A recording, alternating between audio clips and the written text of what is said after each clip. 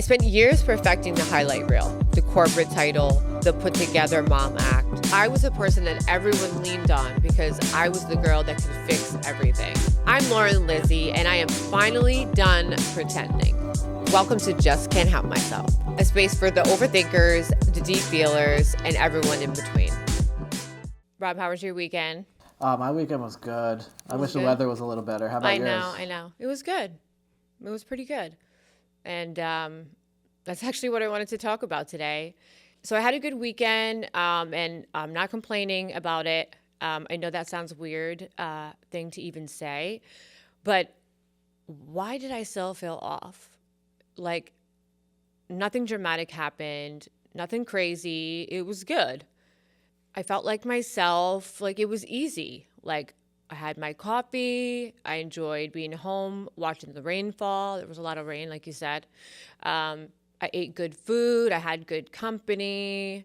I kicked ass in ping pong, which I'm not surprised about. I'm like actually super good, Rob. We should get a ping pong table here. Kick your ass. Tell John. Yeah, but I didn't feel overwhelmed, but something still felt off. It was like I kept waiting for something to happen. Like, I couldn't fully relax in that state. I caught myself thinking, why does this feel unfamiliar?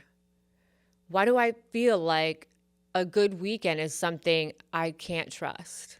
I don't know if anyone else feels like this, but that's what I wanted to talk about today. Why is it that I have a good day and I start scanning?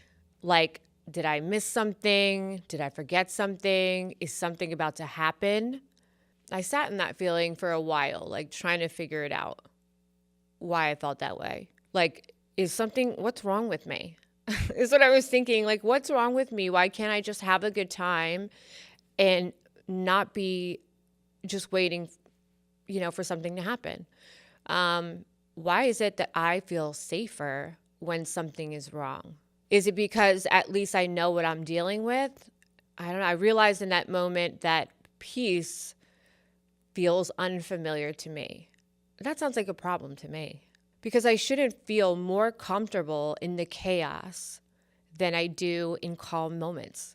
Like, where the heck does that come from? Why do I almost feel like I'm in debt to my anxiety? I shouldn't feel that way because I'm not in debt to my anxiety. And that's what I wanted to talk about today because I know I can't be the only one that feels this way. Why is it that we can't just enjoy something good without questioning it? I started thinking, this can't just be a me thing. Like, truthfully, how many times have you had a really good day and then later that night you start overthinking everything? Like, something goes well and you're already preparing for it to have gone wrong in some way or another. Instead of relaxing, you're like, why is it so quiet?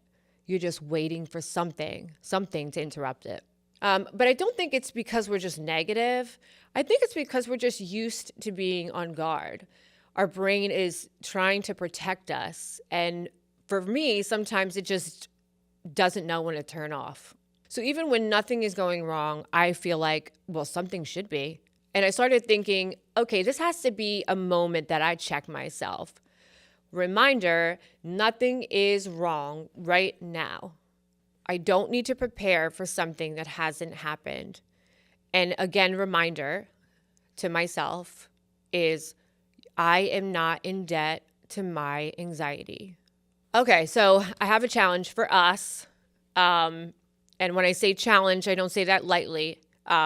Because it's been challenging the hell out of me lately. This week, I want you to notice if you find yourself in this place that I just shared. If things are okay and your brain tries to trick you into thinking you're not, instead of ruminating in that space, instead of following the feeling, just pause and fight it and remind yourself that you are allowed to enjoy something good. You don't have to just wait for it to be taken away. So the major point that I want to hit home is if you catch yourself feeling this way, you are not the only one. If you catch yourself feeling this way, I just want you to know that you are not the only one. Okay, so this, as per usual, brings me to reality TV. Love it. So you know how in these shows when things seem to be going too smoothly, right? It's like the calm before the chaos. Someone's going to start something. Oh, it's coming. It's brewing. It's like the quiet before the storm. And then someone is going to start something. Someone's questioning someone or something. Now, does it need to be brought up right now? No. But is someone going to bring it up? Yes. Now you're asking yourself, why am I watching this? Why am I waiting? Also, why am I so excited? Well, because the calm can feel uncomfortable. And it made me think, do I do this in my own life? Oh, I do. I certainly do. I just do it in my own head. Now, I love examples, so let's get into one. Now, maybe I'm the only one that feels this way. I don't know. But let me set the scene. For example, the housewives, right? All the ladies are at a dinner table and everything's calm. Everyone's like, oh, this is a nice place. Oh, I love the ambiance here. I've never been here. It's so beautiful, right? And I'm like, oh no, no, you can't trick me. I can feel it coming. One lady orders a martini and I'm like thinking, how can you relax right now? My stomach is in knots. Then someone says, I've been meaning to say something. And I feel relief, like, see, there it is. I knew it was coming. Come on, how long could we wait in that cool, calm, collected, uncomfortable space before we broke out? Like, come on. How long were we going to wait in that cool, calm, collected, uncomfortable space before we wanted to break out? Finally, the other shoe has dropped. Now, that's when I realized I do the same thing. Maybe it's not at a dinner table with a bunch of other women, housewives and crew and production. But in my own head, when life is too calm, I catch myself thinking, okay, when will the next problem arise? Okay, when will the next problem appear? Because this calm before the storm is such an uncomfortable place to be in. I hope this example may have landed with you. We may not be on a reality TV show. We may not all watch reality TV shows. But I think we all know that feeling. And the challenge here is learning to trust the calm, even though it feels so unfamiliar. All right, so we're doing 3 wins for the week. Well, even though it's early in the week, I can say that I've already had 3 wins, small wins, and I want to recognize them, honor them, and share them.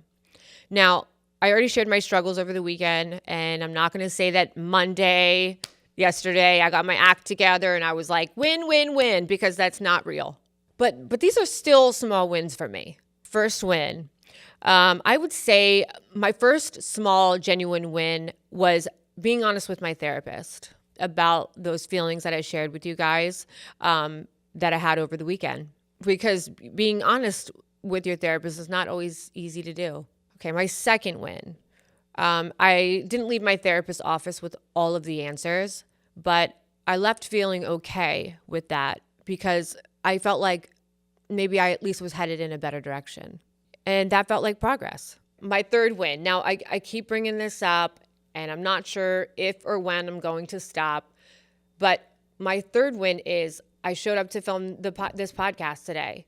And for me, that is a win within itself because everything isn't tied into a pretty neat bow, right?